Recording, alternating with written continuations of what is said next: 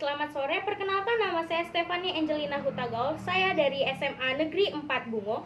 Saya dari tim kontra akan memaparkan mengapa saya menolak mosi kita pada kali ini dengan judul bahwa pejabat pemerintah dilarang menggunakan pengaruh media sosial atau influencer dalam mensosialisasikan kebijakannya. Tetapi sebelum beranjak lebih jauh, saya akan memaparkan definisi dari influencer sendiri. Influencer ialah seseorang yang memiliki kemampuan untuk mempengaruhi orang lain karena kapasitas yang dimilikinya. Kapasitas yang dimaksudkan berupa otoritas, pengetahuan, posisi, atau hubungan dengan audiens. Dan latar belakang mengapa kami menolak musik kali ini ialah menjadi seorang influencer dalam sekarang ini merupakan sebuah pilihan karir, bukan lagi sekedar hobi. Tidak heran jika banyak pihak yang mencoba untuk mengkategorikan influencer guna mengetahui peluang karir terbaik di industri ini. Dan juga ada beberapa media sosial yang biasa digunakan oleh para influencer untuk mensosialisasikan, mendistribusikan, dan mempromosikan hal-hal yang dianggapnya berguna. Yang pertama, media sosial yang bernama Instagram. Sebanyak 98% influencer menggunakan media ini untuk mempromosikan dan juga mensosialisasikan hal-hal yang dipikirnya patut untuk disebarkan luas kepada masyarakat. Yang kedua yaitu YouTube sebanyak 41%. Yang ketiga yaitu blog sebanyak 28,9%. Yang keempat ialah Twitter sebanyak 26,5%. Dan yang terakhir ialah Facebook sebanyak 19,3%. Di Indonesia sendiri sebanyak 45 juta masyarakatnya hampir setiap hari menggunakan Instagram. Bahkan jumlah ini dinilai 2 kali lipat lebih banyak dibandingkan rata-rata penggunaan orang-orang global.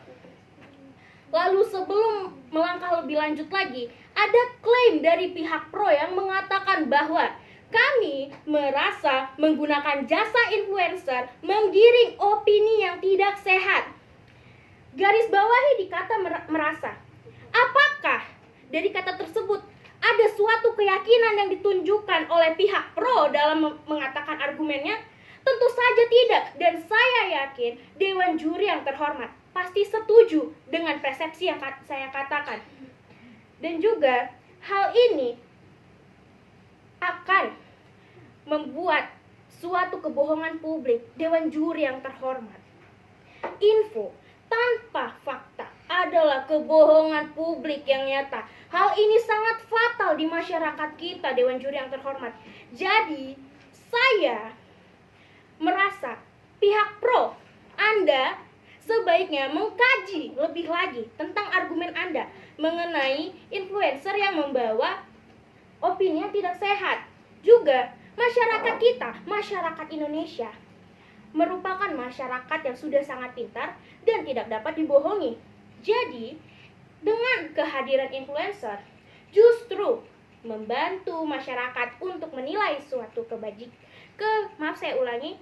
dengan adanya influencer justru membantu suatu kebijakan terlihat atau terdengar secara objektif. Dan hal ini dapat kita katakan bahwa masyarakat akan dapat menilai seberapa berpihaknya kebijakan pemerintah kepada masyarakat kita. Ada klaim selanjutnya dari pihak pro juga, yaitu kami akan mensosialisasikan kebijakan pemerintah kepada publik secara langsung karena para influencer akan menggiring opini tidak sehat dan buruk. Sekali lagi, mereka merasa tidak yakin dengan klaim yang mereka lontarkan. Dan juga kebijakan pemerintah ini belum disosialisasikan. Kita garis bawahi bahwa belum disosialisasikan.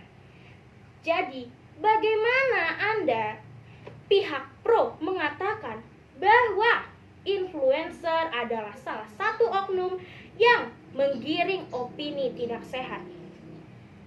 sekali lagi saya tegaskan kepada pihak pro untuk lebih mengkaji kembali argumen yang sudah disampaikan. Karena ini menuduh dan menyudutkan influencer yang pro akan kebijakan pemerintah. Tidak hanya itu, kita juga dapat melihat di televisi, di YouTube, di Instagram, di Twitter, ada banyak sekali influencer yang pro kepada masyarakat. Seperti sekarang sedang digalakkan kampanye untuk melakukan vaksinasi. Kita tahu bahwa masyarakat kita masih merasa takut dengan adanya vaksinasi ini. Dewan juri yang terhormat, bisa kita lihat apakah influencer tersebut menyatakan bahwa vaksinasi ini tidak baik? Apakah mereka menggiring opini publik bahwa lebih baik kita tidak usah melakukan vaksinasi? Tidak, Dewan juri yang terhormat. Para influencer mengatakan untuk melakukan vaksinasi karena secara fakta vaksinasi dapat menurunkan kasus orang-orang yang terpapar corona, dan hal ini memang benar adanya.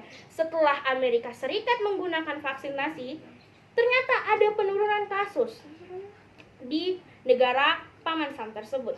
Dan juga selain itu ada Vicky Naki yang seorang YouTuber dari Indonesia. Dia memperkenalkan Indonesia melalui Ome TV.